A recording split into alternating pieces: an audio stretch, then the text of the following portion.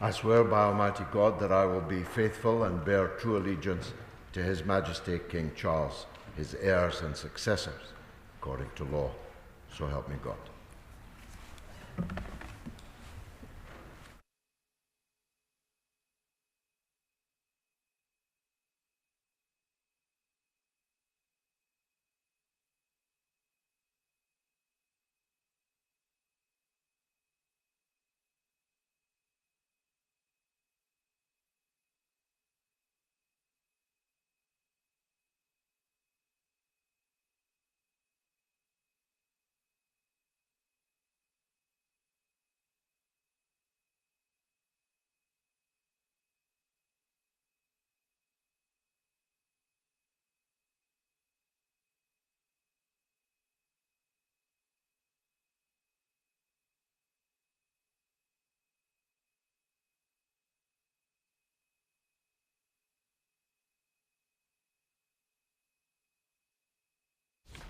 Right, we now come to questions to the Secretary of State for Levelling Up Housing Communities. Bob Blackman. Question number 1, Mr Speaker. Minister. Thank you, Mr Speaker. With your permission, I will take questions 1 and 17 together. We are investing almost £2.4 billion over 3 years to tackle homelessness and rough sleeping. These are unprecedented amounts. This includes over £1.2 billion through the Homelessness Prevention Grant, which councils can use flexibly to prevent homelessness and to help families move out of temporary accommodation. Last week, an additional £107 million was allocated to councils through the Single Homelessness Accommodation Programme, providing 808 homes for people sleeping rough. Well, Blackman. I thank my honourable friend for that answer, but clearly the number of people in temporary accommodation has risen by 10% in the last year, the number of rough sleepers by 27% across the country. So clearly the money is very much needed, and London councils all report that they are spending more than the temporary accommodation money that's been allocated. Equally, across the country, we've seen the pilots for Housing First, which have been outstandingly successful. So can we ensure that Housing First is introduced across the country and more investment is made to take people off the streets and provide a permanent home for them as they deserve? Minister. Thank you, Mr Speaker. And I'd like to pay tribute to my honourable friend and everything that he has done in the homelessness space. And I was actually looking at the figures at the HRA Act the other day, and we have helped and supported 708,000 families courtesy of that Act to prevent homelessness. You are absolutely right that we did see an uptick in rough sleeping and homelessness, which is disappointing. However, I would say with rough sleeping that we are still below the levels of pre-pandemic levels. We're 9% below those levels and 18% below the highs in 2017. But I agree with my honourable friend about the success of Housing First. We have had pilots. We've invested £42 million in those pilots, and we're investing a further £30 million through the RSI. Lillian Greenwood. Thank you, Mr Speaker. There are 142,000 children in temporary accommodation, a record high that's costly to taxpayers but devastating to the lives of children and families. And the government's own data shows it's utterly failed on its 2019 manifesto commitment to end rough sleeping by 2024. As the honourable member opposite has just said, up 27% in the last year, and I'd remind the Minister, 120% higher than in 2010. Is she happy for children and families to be paying the price for 14 years of Tory failure on housing? This government has got a concerted effort to tackle homelessness and to eliminate rough sleeping. I am not happy with the numbers in temporary accommodation, and that is why at the last autumn statement we saw a series of measures, including an additional £450 million into the Local Authority Housing Fund, taking that to £1.2 billion in order to improve improve the quality of temporary accommodation. We uprated the local housing allowance to the 30th percentile. That's worth £800 per family.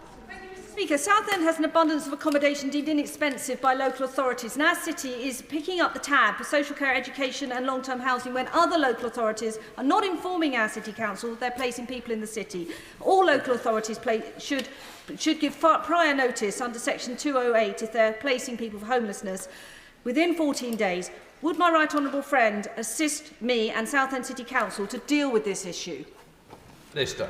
My honourable friend is absolutely correct that if a borough places people into temporary accommodation outside the borough, then they should notify that borough. So you are absolutely correct, and I am very happy to assist you in getting that message across. Leah Wilson.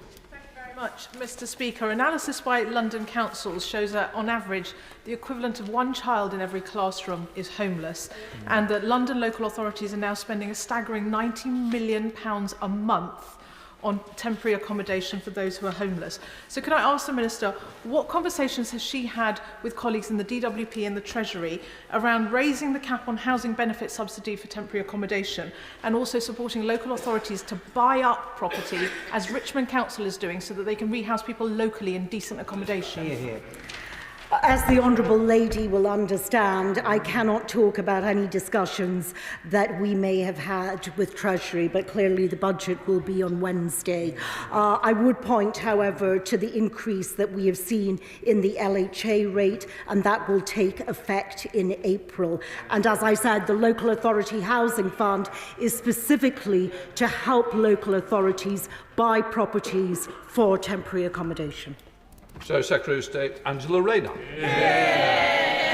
Thank you, Mr. Speaker. I hear what the Minister says about the housing fund for temporary accommodation, but what we need to be doing is reducing the amount of families that are in temporary accommodation. 4 years have now passed since the government first promised to end Section 21, and now 70,000 children are coming home from school to sleep in temporary accommodation each night for a child being brought up in a hotel room, doing their homework in a bathroom floor and eating their dinner perched on the bed.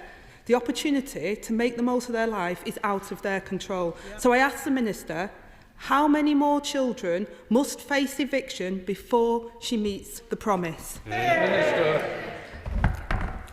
We are absolutely committed to repealing Section 21. There is no question about that, absolute commitment. In terms of the numbers and temporary accommodation, as I said, those are disappointing, but we do have a very holistic approach, and that is building more housing, building more affordable homes, and enabling local authorities to go out and build and purchase temporary accommodation. Thank you, Mr. Speaker. Question 3, if you please. Minister. Thank you, Mr. Speaker. We're transforming communities the length and breadth of our United Kingdom through our £4.8 billion Levelling Up Fund, improving transport, regenerating high streets and rebuilding pride in place. Giles Watling. Thank you, Mr. Speaker. I thank my honourable friend for his answer, and I am indeed delighted that recently we've been able to bring some £78 million of investment to Clacton. But going forward, free ports will be a major contributor towards levelling up. And levelling up, in my view, means also transport infrastructure. And not enough is getting through to bus services in my patch. Would my honourable friend agree to support my campaign that outlines that Freeport East in Essex needs to show its social value in Clacton by helping improve connectivity for everyone across the Tending district, and that includes buses? Minister. Thank you, Mr. Speaker. I'm more than happy to meet with my honourable friend to discuss his campaign. Buses are the most popular form of public transport in our country. They're an essential part of our national transport system, playing a vital part in levelling up. And I'm grateful to my honourable friend for acknowledging the huge amount of levelling up funding going into Clacton, and I'm keen to work with him to see how we can help people in Jaywick as well. Dave McHillier. Thank you, Mr. Speaker. Mr. Speaker, my borough, Hackney, bid for and was successful in getting a levelling up fund bid, but because of a delay to the bid being put in because the government changed the timetable and the delay to the final decision again because the government delayed the timetable. That's contributed, not the only factor, but it's contributed to a 9-month delay in the programme and in getting the funding. Will the Minister look at this? And given it's a government flagship programme, isn't he a bit disappointed that some of the problems on the timescale are down to his own department? Thank you, Mr. Speaker. I will absolutely commit to looking at that. We've obviously introduced the project adjustment request process, and I'm more than happy to talk with her and her local authority about how they can utilise that to meet the changes that she outlined. David Mundell. Does my honourable friend agree with me that the great strength of levelling up funding is that it supports projects that are generated by local communities rather than by officialdom, and therefore when the Borders Levelling Up Partnership is considering projects, that the project at the Crook Inn at Tweedsmuir in my constituency and at the George Hotel in Walkerburn are ideal for such funding opportunities. Thank you, Mr. Speaker. I was really grateful to meet with my honourable friend recently to discuss those exact priorities. We're hoping to invest £20 million into the Levelling Up Partnership he mentions, and I'm sure that those priorities will be part of our considerations as we design the partnership. Samuel Wilson. Mr. Speaker, the communities in Northern Ireland experienced no benefit from the last round of levelling up funding on the flimsy excuse from the government that the Assembly was not sitting. Now that the Assembly is sitting, can the Minister tell us what discussions he has had with the Communities Minister to ensure that the millions of pounds which he said was set aside will be available for projects in Northern Ireland? Minister. I can absolutely commit to having those discussions, and I offer to meet with the honourable gentleman following this session. Dave Andrew. Thank you, Mr. Speaker. I'm proud that Morley has received £24 million funding of the Conservative government. I'm sure my right honourable friend agrees that transparency and care with taxpayers' money is vital. Well, would the Minister look into the concerns that a number of constituents have raised about my Morley Town Council, including the controversial plan to install 80,000 worth of TV screens in a conservation area, whether it followed a correct tendering process and whether any vested interests of those involved were fully declared? Minister. Thank you, Mr. Speaker. I will absolutely look into those concerns, and I shall ensure that my officials are able to meet with the honourable lady to discuss those further. Andrew Gwynn. Thank you. The success or otherwise of levelling up will be tested by whether or not people and communities feel better off and whether inequalities in those communities are removed. So what assessment has the Minister made of an area like Tameside, which has had 3 successful levelling up bids, but which feels poorer because its council is £200 million worse off? Minister. Mr. Speaker, across the North West we're investing £2.2 billion through our different levelling up fund streams, and I would say to the honourable gentleman that we're working closely with the Mayor of Greater Manchester, giving him more powers and more funding to help deal with the exact issues he mentions. Shadow Minister Jim McMahon. Thank you, Mr. Speaker. The government talk about levelling up, but local councils and communities are on the brink due to policies made in Downing Street that affect every single local authority in the country. Funding has been slashed, the Fair Funding Review delayed, the business rate reset postponed, reserves are depleted, community assets have been sold, accounts go unsubmitted, and more councils are lining up for emergency support. So isn't it time to end the sticking plaster politics and have a long-term plan for all of our communities' sake? Or is the government doing as a country is and waiting for the Labour government? Minister. Mr. Speaker, I'm sorry that the honourable gentleman failed to mention the long-term plan for Oldham, which is in his very constituency. We're investing £20 million over the next 10 years. Since 2019, we've invested £15 billion of levelling up funding across the country. We're committed to levelling up right across the country. Toby Perkins. Number 5, Mr. Speaker. Minister. Thank you, Mr. Speaker. We have made available up to £64.7 billion for local authorities through the 24-25 local government finance settlement, and of course local authorities can decide how to spend the majority of this funding. The government is also investing more than £5 billion into local highways maintenance this Parliament, and in October we announced a further £8 billion to fix our roads. Toby Perkins. Well, Go Compare's recent pothole report described the potholes in Tory Run, Derbyshire as the very worst in England. The Conservative council leader was very clear of his view that it's funding decisions from central government that have forced the county to adopt the totally ineffective, in his words, sticking plaster and patching approach. He said the funding from government doesn't touch the sides of the issues for counties across the country. So why should Derbyshire motorists pay a Tory pothole tax with tyres, springs and suspensions all constantly needing repairing as a result of the state of our roads? Well, let me just say, let me repeat for the benefit of the honourable gentleman, the member for Chesterfield, £5 billion for local highways maintenance and £8 billion in addition announced in October. That is going to fill holes, including those in Derbyshire and his constituency, to support motorists, to support the economy and people going about their business. Well, Pritchard. Mr. Speaker, it's normal in these circumstances to invite a minister to visit a constituency, and the minister is very welcome to visit my constituency, the Wrekin in Shropshire and Telford and Wrekin. But can I suggest if he does, in the Telford and Wrekin borough bit, could he bring a spare tyre? Because the potholes there are absolutely enormous. But can I thank the Minister for allowing £32 million to be released over the next 11 years to ensure that those potholes are filled. And rather than a pothole tax, can I thank you for the pothole fund? And finally, can I just say that if, I won't say it finally, but he's very welcome, bring a spare tyre. Minister. Well, Mr. Speaker, as I struggle with my Lenten observations, I need no lessons about spare tyres. It's all about trying to get rid of spare tyres, as far as I'm concerned.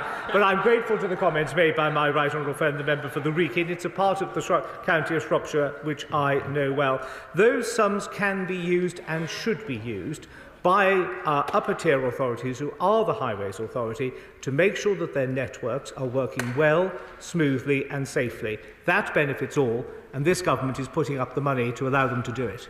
So, Secretary of State Angela Rayner. Thank you, Mr. Speaker. Public service workers and local leaders across the country are working incredibly hard to improve their local area and provide vital services. So rather than the begging bowl culture that makes them bid for money, will he take forward Labour's commitment for a long-term, more secure funding settlement so that they can plan for the future? Well, Mr. Speaker, I'm intrigued by what the Right Honourable Lady proffers to the House, because it was only a few weeks ago when her honourable friend sitting next to her, the member for Blaydon, said this in the debate on the local government finance settlement. And apart from the honourable lady, the member for York, and the honourable gentleman who chairs the Select Committee, none of her colleagues, apart from her front bench, could be bothered to turn up and speak on it. And what did the honourable lady promise us?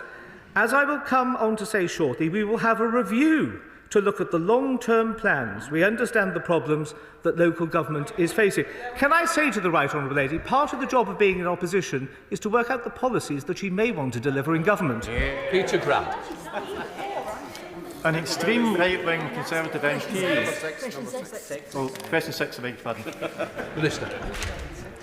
Mr. Speaker, we have been clear that anti-Muslim hatred has absolutely no place in our communities, and I feel this very strongly representing one of the most diverse constituencies in the country. We have provided over £6 million to the Anti-Muslim Hatred Monitoring and Support Service, Tel Mama, and just shy of £30 million to schemes protecting mosques and faith schools. Funding for both measures has been uplifted in response to increased reporting since October. Peter Grant. Take two. An extreme right-wing Conservative MP was allowed to go on an extreme right-wing Conservative funding TV station and make a series of vile Islamophobic remarks.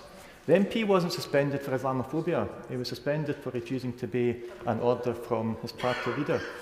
Does the Minister understand why it is that not only among Muslim communities but across a much wider range of believers and non-believers, people are becoming increasingly concerned that in the eyes of this government, Islamophobia is somehow being seen as less abhorrent than other forms of racism?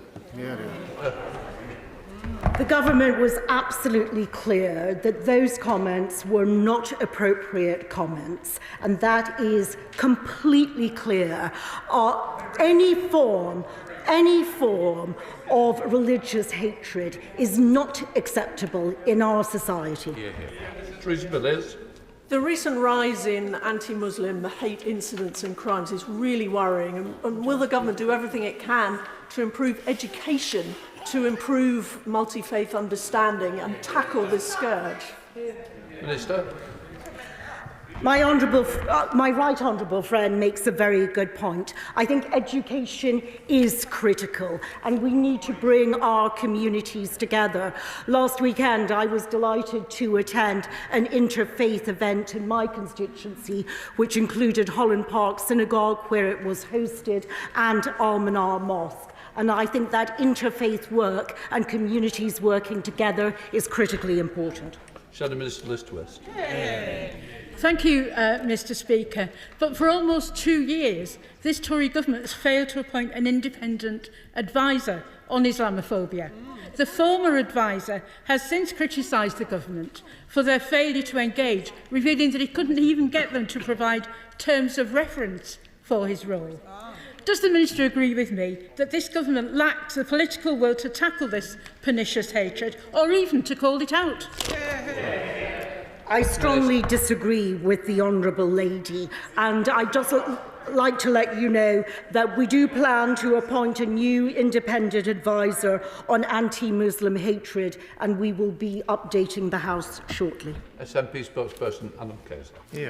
I, like so many, am fearful that the inability to call out Islamophobia becomes essentially a scaremongering tactic used to stoke fear and division, garner support for the extreme far right, and makes life difficult or even dangerous for Muslims. Across all 4 nations, more can and should be done on a cross-party basis to tackle this hatred. This starts by being able to call out Islamophobia when it occurs. So can the Minister clarify what's the line between being wrong and being Islamophobic?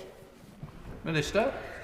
Look, there is absolutely no question that those comments were wrong.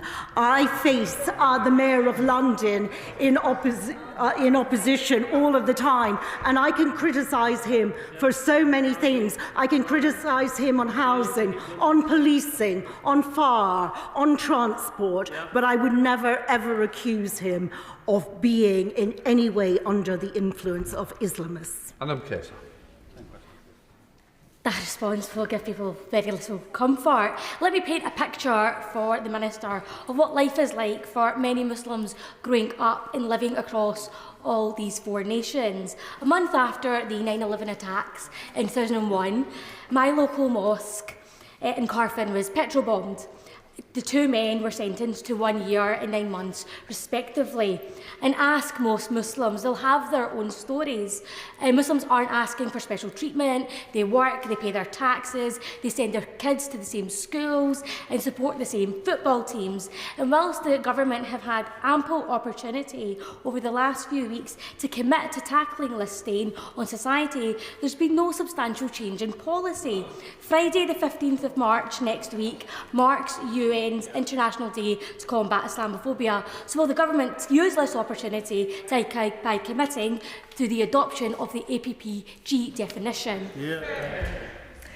I want to make it very clear that this government will not tolerate religious hatred towards Muslims or any other faith group, and that is absolutely clear and a red line. I also want to make it very clear that this government is aware, very sadly, of incidents of anti-Muslim hatred, and that is why we put in place an extra £4.9 million of protective security funding for Muslim mosques, faith schools and communities. We are absolutely 100% behind our Muslim communities.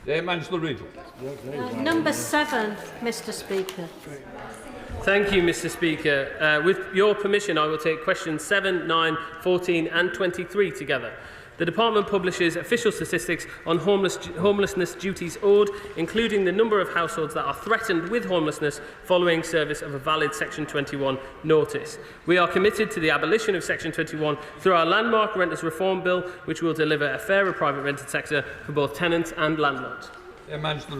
Thank you very much, Mr Speaker.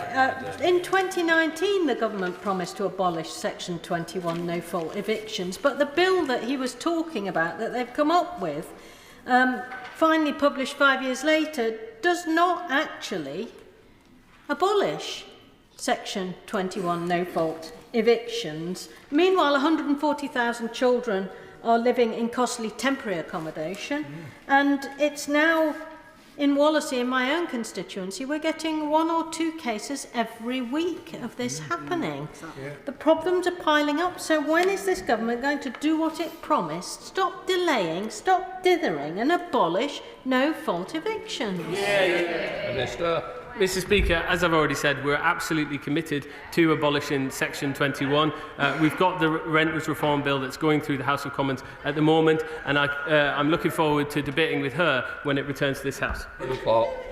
Thank you, Mr Speaker. Mr Speaker, my borough of Enfield topped London's league for Section 21 evictions last year, setting a grim record and resulting in a dramatic rise in homelessness, homeless families approaching the Council for help. At its peak, the borough had 400 families approach the council for help in 1 month. Yet the government ministers are unwilling to stand up to their own backbenchers on this. The minister says they are committed to abolishing this. Can I please ask him, when will you bring the bill back to this House so we can bring an end to no-fault evictions? Thank you, Mr Speaker, and I pay tribute to the Honourable Lady, who I've heard campaigning on this issue a number of times, and I'm well aware of her concerns for her constituents, and as I've already said, we are absolutely committed to abolishing Section 21. We'll bring forward the bill as soon as we're able to. But what I would also say to her is the Mayor of London is not building enough homes. They're not building homes to the government's assessed need for London. He's not even building homes to his own targets. So I would encourage her to have a conversation with him as well. Rebecca Long-Bailey. Thank you, Mr Speaker. In Salford, from April to November last year, approximately 466 individuals presented to Salford City Council in crisis because of Section 21 notices. But Salford's social housing waiting list is currently in the thousands. Private market rents are outstripping incomes and local housing allowance rates at a frighteningly exponential rate. And because there are no affordable homes to go to once you're evicted from a property, homelessness levels are now at acute levels in Salford. This isn't just a housing crisis now, this is a homelessness crisis in Salford. So when is the government going to bring back the Renters Reform Bill with robust amendments to finally ban Section 21 evictions? And what action is the Minister going to take to ensure my constituents urgently have long-term secure tenancies? Mr Speaker, again, I've heard the Honourable Lady talk about this issue a number of times. We are absolutely committed to the abolition of Section 21. I'm personally committed to that, and we will bring back the bill as soon as we're able to. Shadow Minister Matthew Pennicook. Thank you, Mr Speaker. In resisting Labour's efforts to strengthen the Renters Reform Bill, ministers have repeatedly argued that the legislation as drafted strikes precisely the right balance between the interests of tenants and those of landlords. And yet, by watering down protections for renters and further delaying the long overdue abolition of Section 21 evictions, the package of draft government amendments to the bill that we saw last week will tilt the playing field decisively back toward the landlord interest. Are we to believe, Minister, that the government have honestly decided at the 11th hour that it is landlords that need more rights and powers? Or isn't this simply a crude attempt to manage an increasingly fractious Tory party at a shameful cost to hard-pressed private tenants?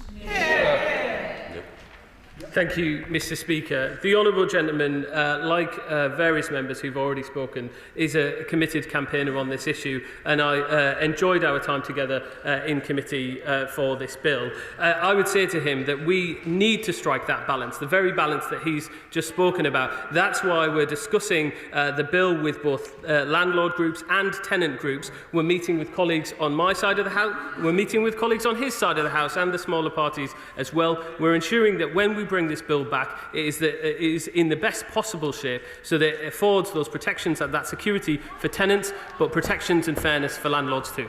Mohammed Yassin. 8, please, Mr Speaker. Minister.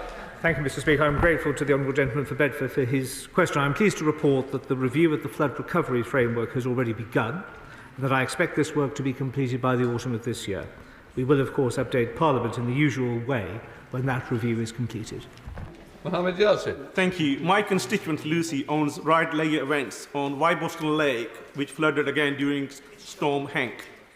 She can't get insurance, and her business isn't entitled to compensation under the flood recovery framework because of the government's arbitrary decision to expect cash-strapped councils to cover the cost if fewer than 50 properties are impacted. This is very unfair that my constituent has fallen through the safety net. She won't be the only one, with properties in Campston regularly being impacted by flooding. So will the Minister correct this anomaly in the framework and help my constituents save her business? Minister.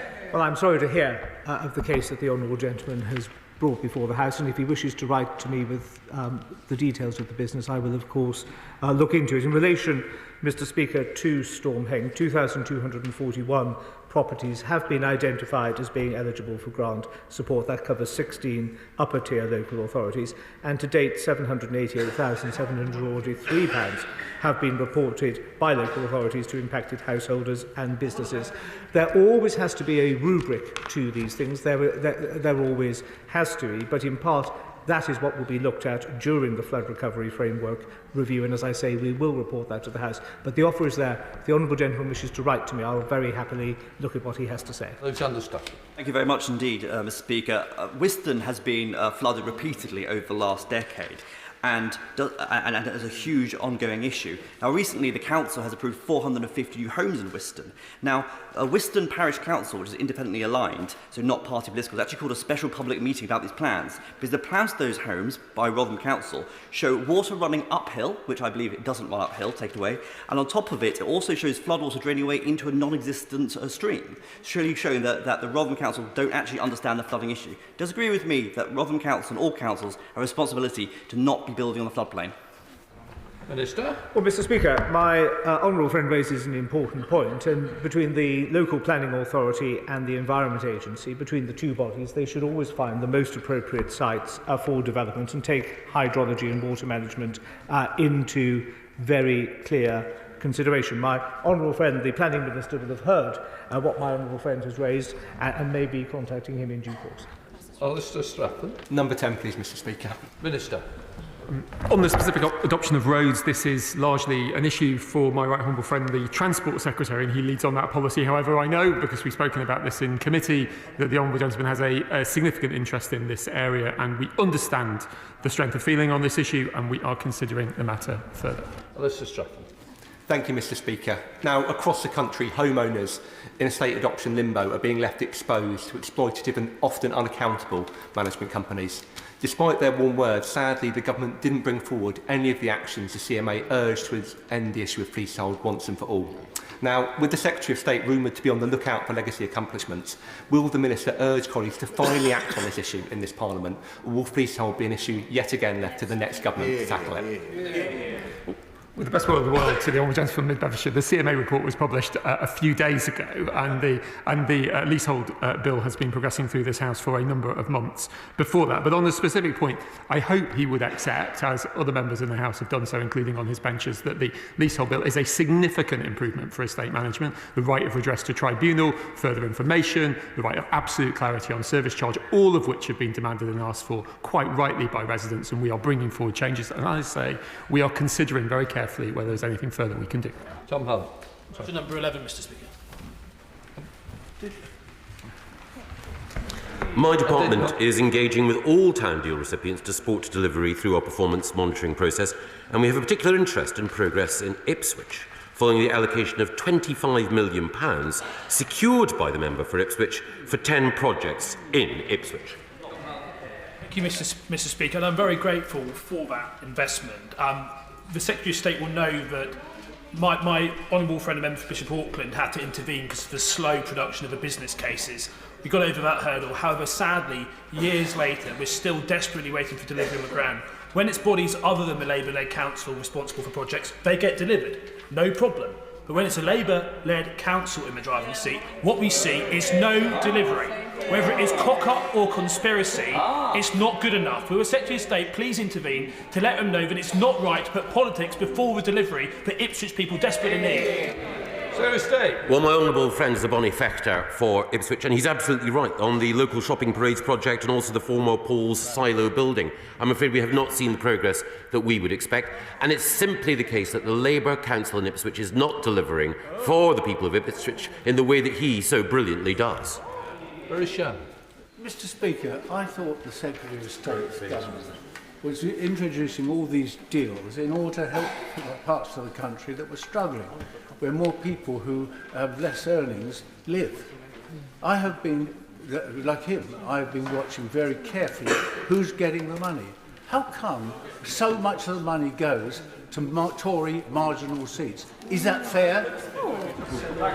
Well, firstly, Ipswich is an area that deserves investment, an area that has been overlooked and undervalued under Labour governments. Secondly, on Friday, I was proud to be able to announce additional investment in a mass transit system which will enable his constituents in Huddersfield to travel more quickly across West Yorkshire to Leeds and Bradford. It is the case, sadly, at the moment, that we don't have Conservative MPs in Leeds or Bradford, but we do know that the Labour marginal seats in Leeds and Bradford, and of course the marginal seat of Huddersfield, will very soon have Conservative representation. Thank you, Mr. Speaker. Question 12, please. Thank you, Mr. Speaker. With your permission, I will take questions 12 and 22 together. Our £150 million community ownership fund is open to voluntary and community organisations or parish, town and community councils from all parts of the United Kingdom who have a viable plan for taking ownership of a community asset at risk and running it sustainably for community benefit. So far, we've awarded £71 million to 257 community projects, including £1 million to Gig Lane, the home of Bury FC. Detailed guidance on criteria is available in the prospectus on gov.uk. Thank you, Mr. Speaker. Silkstone Common Methodist Church in my constituency hasn't been used to worship for some time, but it's a really important community space where a wide range of community groups meet regularly. Now, sadly, I understand that the Methodist Church may now sell the building, threatening the future of these groups, but the Parish Council, Silkstone Parish Council, have managed to have the building listed as an asset of community value. So could my honourable friend tell me whether the Community Ownership Fund might be a suitable source of funding to secure the future of the building, or what other funds the Parish Council should indeed be looking at? Minister. Thank you, Mr. Speaker. Well, I can confirm it sounds as though it's eligible, but I'm happy to meet with her to discuss eligibility further. Applicants can bid up to £2 million in capital funding from the Community Ownership Fund, with revenue funding available in addition to this. But in the first instance, I would recommend that interested applicants read the prospectus on gov.uk, as this will cover all they need to know regarding eligibility requirements, funding available and the application progress. Much, Mr. Speaker. Would my right honourable friend consider amending the criteria for community ownership fund applications to include the potential community purchase of redundant council assets, which would bring back to life many publicly owned buildings and spaces which are currently serving no purpose or are underused? Thank you, Mr. Speaker, and I thank the honourable member for his advocacy for the fund, as well as for his constituents in Bury. The Community Ownership Fund works alongside existing community asset transfers to support these by funding costs of renovation and refurbishment. We can't fund the cost of purchasing publicly owned assets where the public authority would credit a capital receipt, except in the case of parish, town and community councils, but I'm happy to meet with him to discuss this further. Tim Farrell. Thank you, Mr. Speaker. In many communities in Westmoreland, the pub is the centre of that community and often is under threat. In some cases, that pub, such as the Ship at Sandside, has closed down altogether.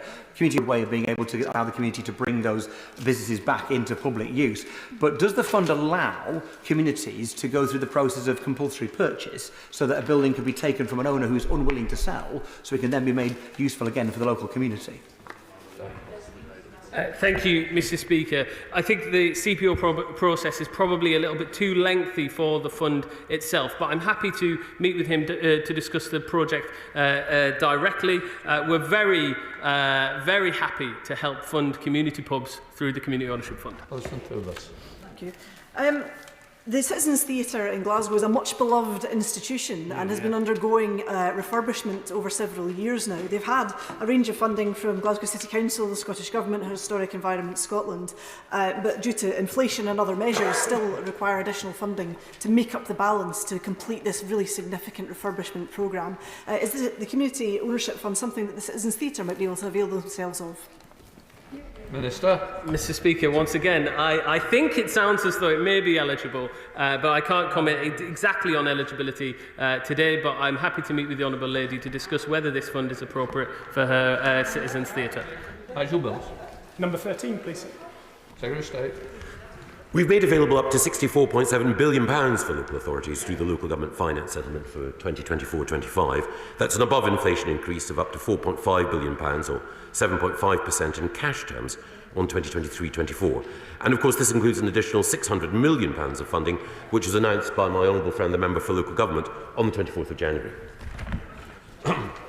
Thank you for that answer. Aside from potholes, the issue that's caused the most angst for Derbyshire County Council is the significant rise in the costs of residential placements for looked-after children. And the council believe that the market for that is now completely out of control and prices are excessive. Is there more the government can do to help councils financially to pay these bills, or find a better way of structuring that market so the bills are not so high? Well, my honourable friend raises a very important point. I mean, it is the case that we're spending £500 billion additionally, £1 million, forgive me, on adult and children's social care. But he's absolutely right. The cost of residential homes for looked-after children is excessive, and there are a number of private equity firms that are operating like bandits in this area, and I have talked to the Minister responsible, the Member for Wantage. Action will be forthcoming. Chair of the Select Committee, Clive Betts. Thank you, Mr. Speaker. The Select Committee recently produced a report on local government finance, and we said the government must act now if local authorities are to survive the severe crisis. What has the Secretary of State done?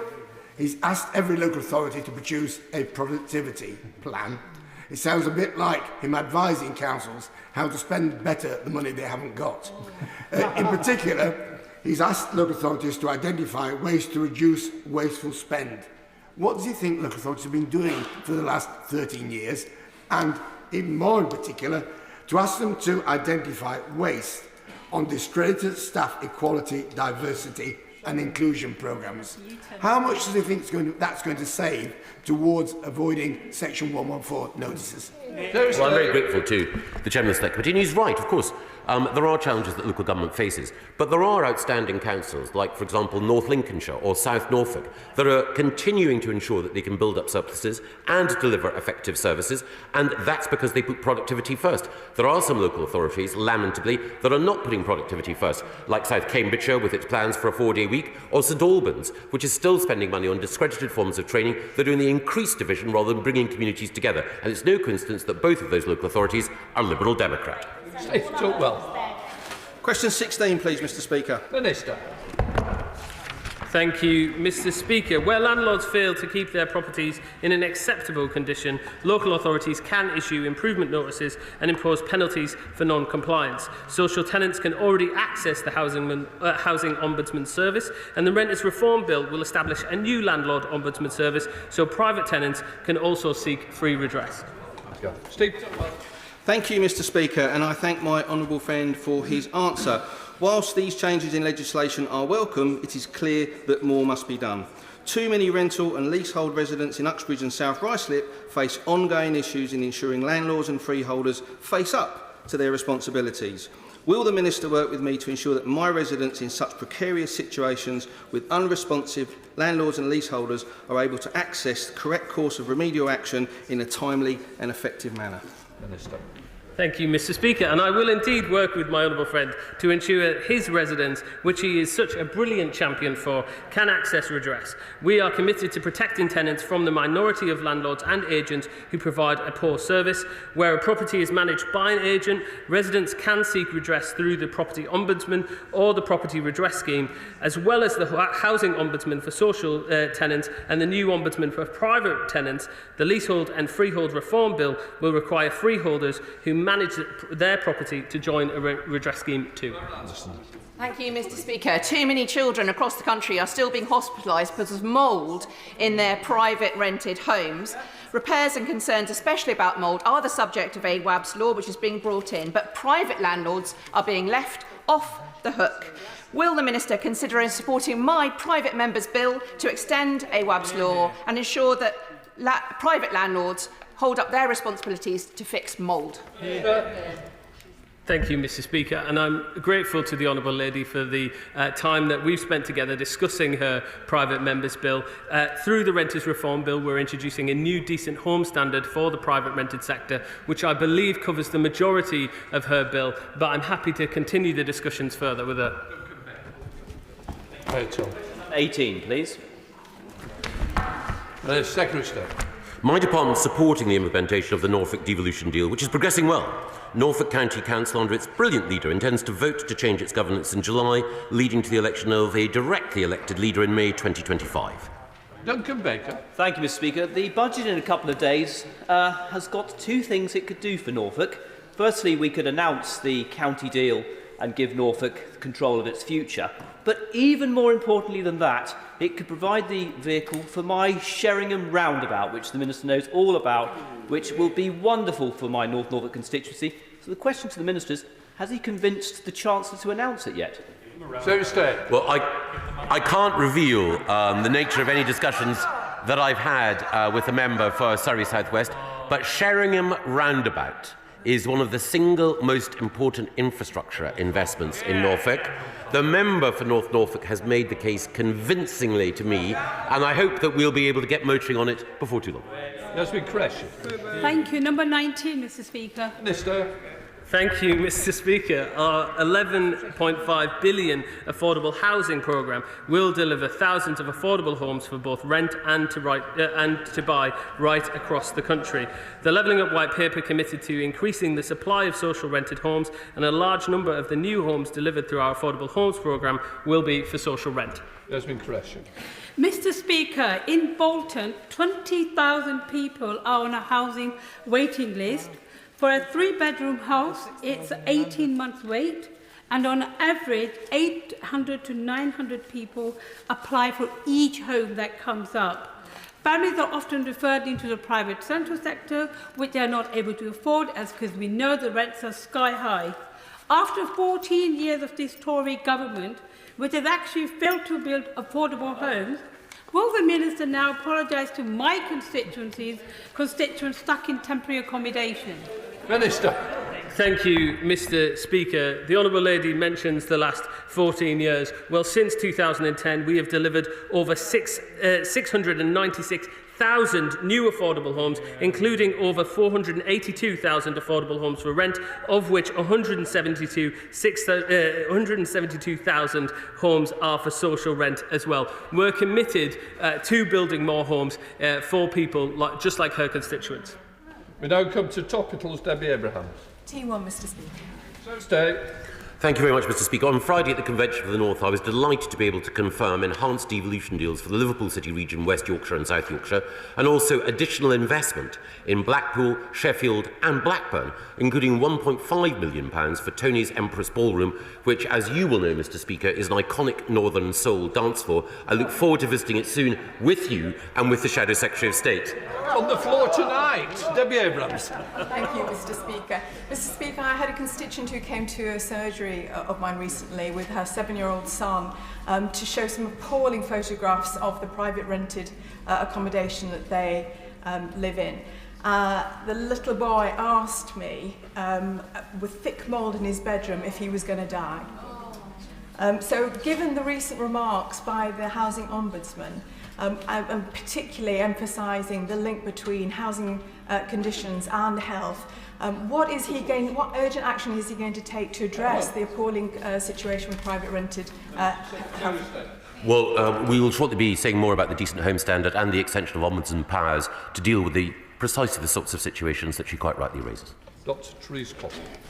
Since the last ELUC questions, my local association, Flagship New Tide, have sold off 3 more homes in Aldborough at auction. However, the same housing association is failing to take action on antisocial behaviour that's happening to several of my constituents in Saxmundham. What powers can we apply to make sure that people who do the right thing, want to live in their home peacefully, are not surrounded by people dealing drugs, breeding illegally pets, and making sure that other people's lives are in misery?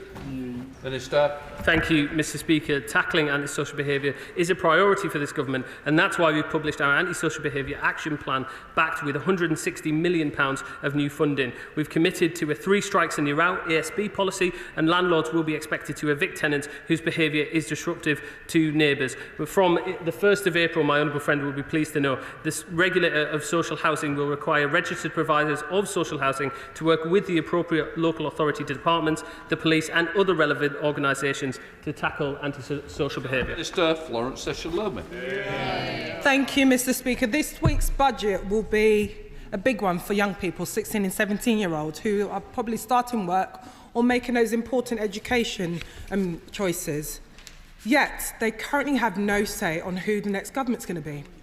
On this side of the House, we believe in our young people. So will the government act now and give 16 and 17-year-olds a say in the next general election? Minister.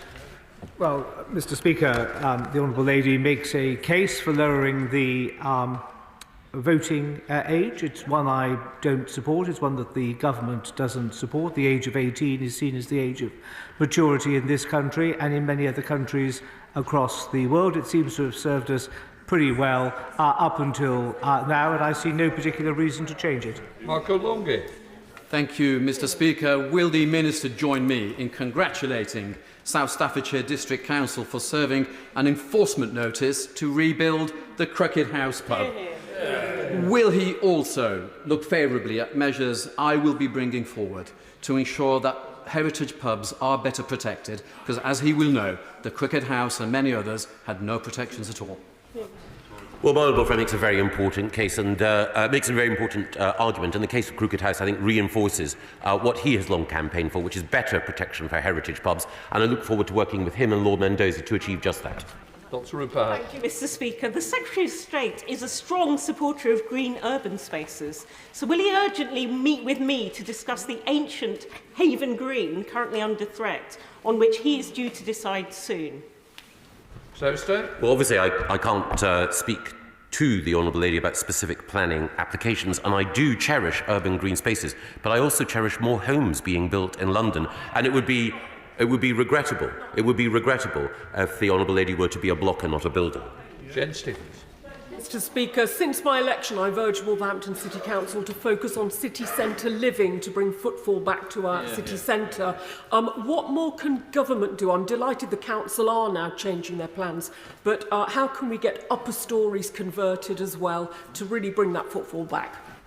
Well, my honourable friend is a brilliant champion for Wolverhampton and for Wolframians everywhere, and in particular, she has been the single most effective voice in attracting investment to the heart of Wolverhampton. But she's right, as well as commercial investment, we need new residential opportunities, and our extension of permitted development rights should provide just that. Chris Stevens. Thank you. Can the Minister for the Union tell me what discussions he has had with devolved administrations and what discussions he's had with the Chancellor on the very important matter of infected blood compensation?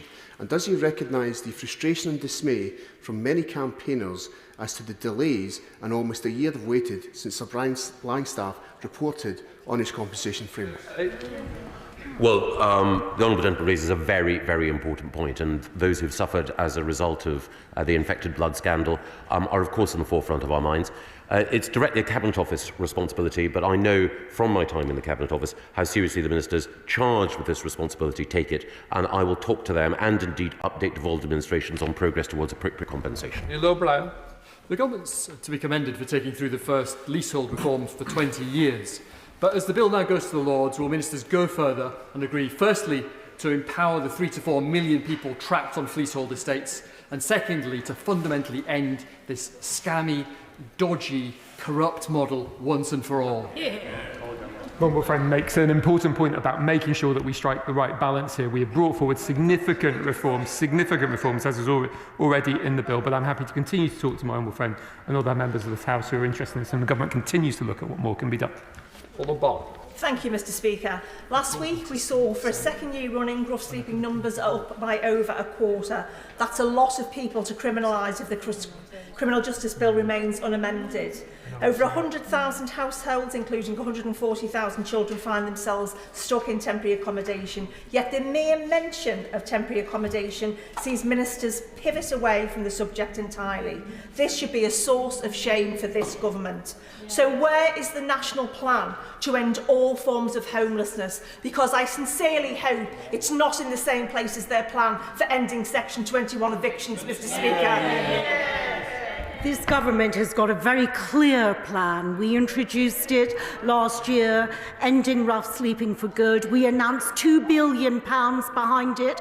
It is now £2.4 billion. It is unprecedented amounts of money that we are giving to this very important task. James Morris. The Hayden Hill Leisure Centre in my constituency is to be part rebuilt and part refurbished by a £20 million investment from the Levelling Up Fund. So would the Minister agree with me that DLUC need to continue to be engaged with the local authority who are appointing contractors to make sure that this project does get delivered on time and on budget? Minister.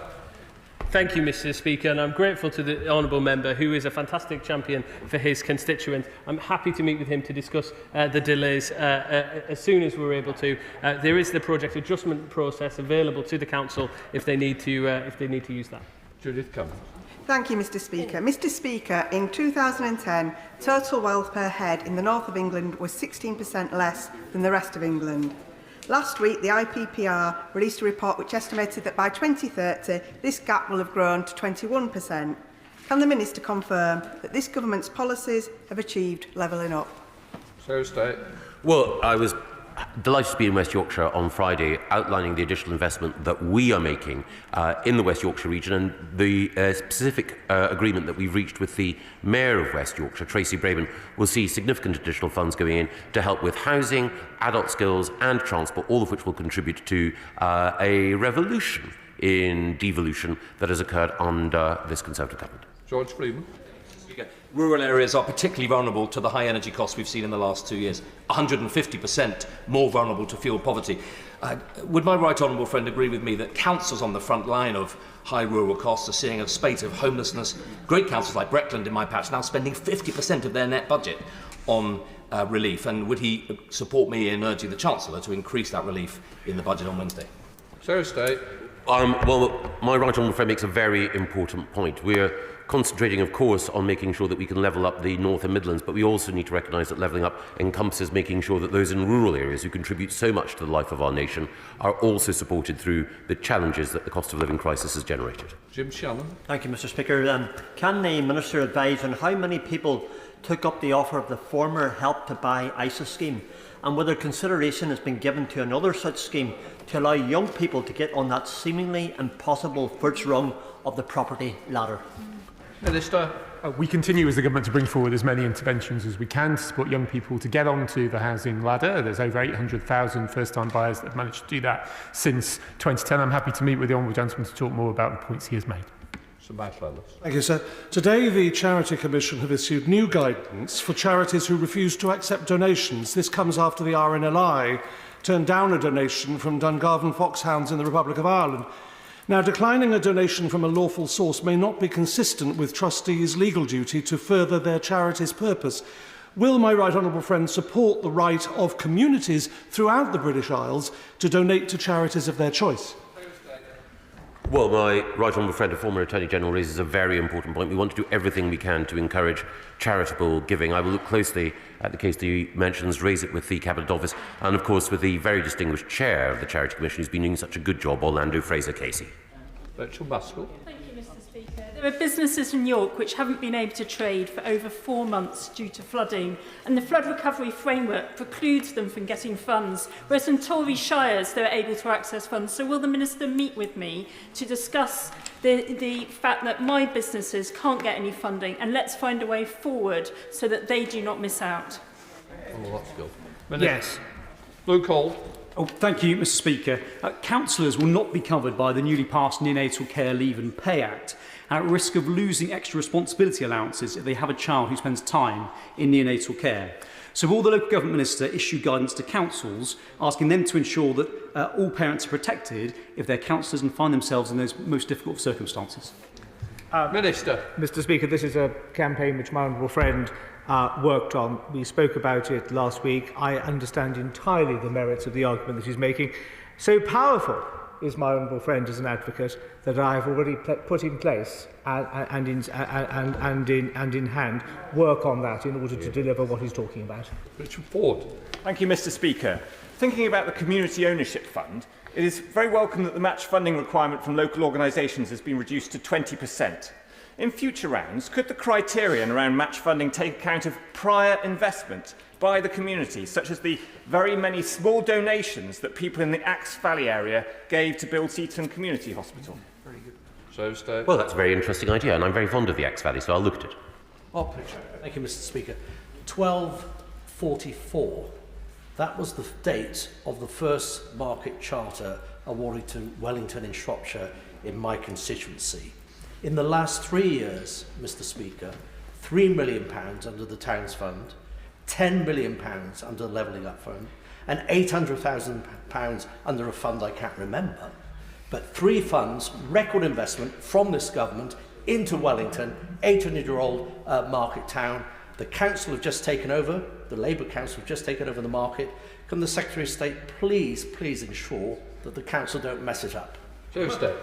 We will do everything we can, and Wellington is very lucky to have such a brilliant advocate. I hope that my honourable friend sits on the green benches for many years to come, but when he's translated to another place, he deserves to be the next Duke of Wellington. Right, that completes questions.